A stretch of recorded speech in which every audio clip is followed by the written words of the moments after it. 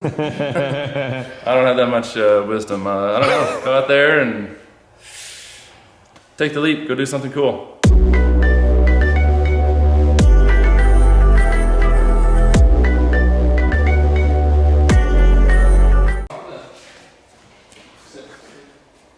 You there? Hey there. Dan Gurney. How's it going? It's going pretty good. What's your real name? Spencer Bernard. Where are you from? Casper, Wyoming. What's today? The 3rd of August, 2019. It's not your birthday. It's not. Well, you going home, what, tomorrow? Yep, it's the plan. All right, so you should tell people about what you did on Genius Garage and how the race went and how you feel and what you learned and all kinds of stuff. All right, I came here to work on some race cars. I mostly worked on this yellow Corvette and that red prototype car. Most of what I did was, I don't know, maintaining it and fixing stuff that broke last season when I got raced. I don't know, oil got changed the fluid in the tranny and the rear diff. Sure. Messed with a bunch of wheels and tires, the front brakes and the hubs, a little bit with the front radiator. Really not a whole lot. It was a pretty good running driving car when I got here.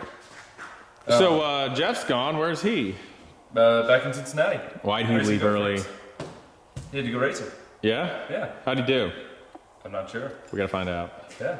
So how was Road America? How was going to your first race with your friends that you build a car with and all that jazz? It was really cool. I liked Road America. I've never been there before, but there was a lot of vintage race cars and a lot of cool people.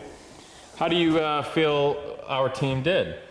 I think we did pretty good. The first race, it was pouring rain and only 3 cars out of 40 went out onto the track, so we didn't get a race in the first one. And then on the second race on Sunday, we did pretty good. The first race was a qualifying race. Second was the feature. Oh. Right? Yeah, okay. Yeah. Yeah, I guess. I was thinking of both races. So there's 3 qualifying sessions, the qualifying race and the race. The 3 qualifying sessions, the car did good. The qualifying race, we didn't go out because it was pouring rain. And the actual race on Sunday, it was yellow flag for most of it. Guy in a McLaren spun his car. No, that was like the last 2 laps. The yellow flag? Okay, so yellow flag was the last 2 laps. The guy spun his car sideways in the road and kind of slowed everything down. So. Yeah, it kind of bummed it out. Yeah, but it was still really cool. We finished 13th out of like 45 cars. Yeah. How do you feel about that position? I feel like it was really good. It was pretty good considering the cars from the 80s. I mean, yeah, for some built in 1988, all the cars there was the new McLaren that was like carbon fiber, and I mean, it had huge brakes, crazy motor, and we kept up pretty good with old junk Corvette, so. For sure. So this red car, tell me what you think of that and what you learned and whatnot. I don't know, it's a really cool car, and this is the Tame Prototipo made in Mexico, right? Yep, 1993. It's I'm not sure if it was ever raced or not, but we got it and changed a lot of fluids, messed with the brakes, put all new master cylinders on it, put a new adjuster for it on the firewall for the brake bias adjuster. It's got the front and rear master cylinders. Yeah.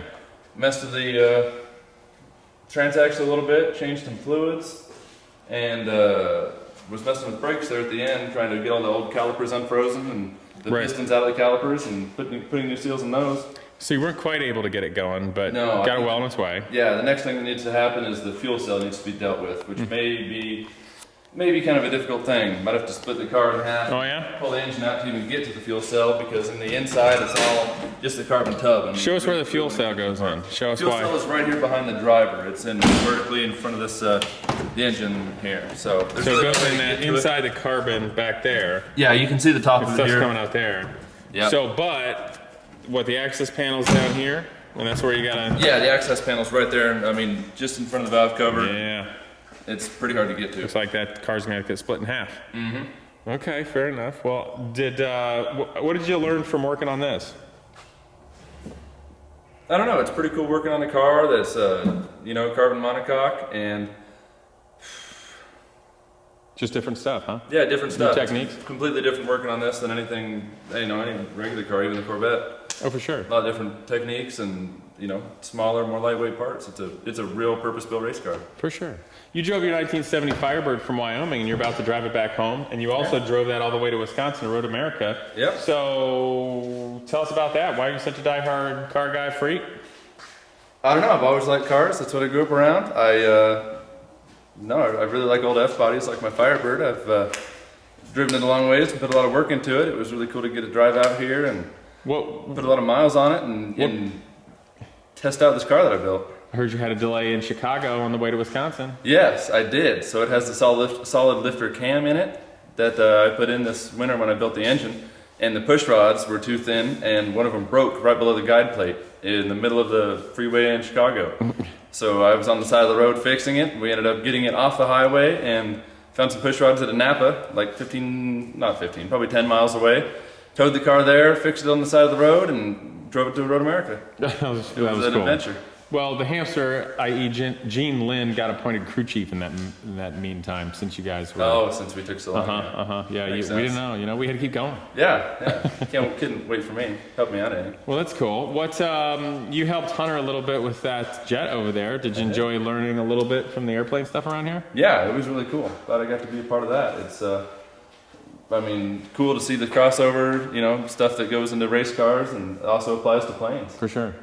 What did you enjoy most about your Genius Garage experience? It was cool coming out here and experiencing a different part of the country. Getting to work on stuff I'd never really get a chance to work on and meet some really cool people. Right on. Do you feel any different now, or what's your takeaway? I don't know. I think when I looking forward to graduating and going out and getting to have a job where I get to work with my hands and build something really cool. Well, I right like on. fabricating and I don't know. Got anything you want to tell everybody out there? I don't have that much wisdom. I don't know. Go out there and take the leap. Go do something cool. Right on. All right, guys. Well, this is Spencer, and miss seeing you around, buddy. We also call him Dan Gurney. Why do we call you Dan Gurney? Because I'm big, tall, don't fit in race cars, but I Like to go I like fast. old. Yeah, and AR is cool, and he's a really cool guy. Right on.